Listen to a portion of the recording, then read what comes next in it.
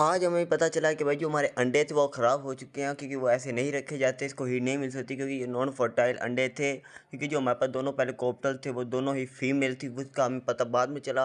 और फिर हमने अंडे तो फेंक फूंक दिए। तो उसके बाद आपको जाके बताता हूँ कि जो हमने दोनों फीमेल थी वो हमने दोनों ही दे दी।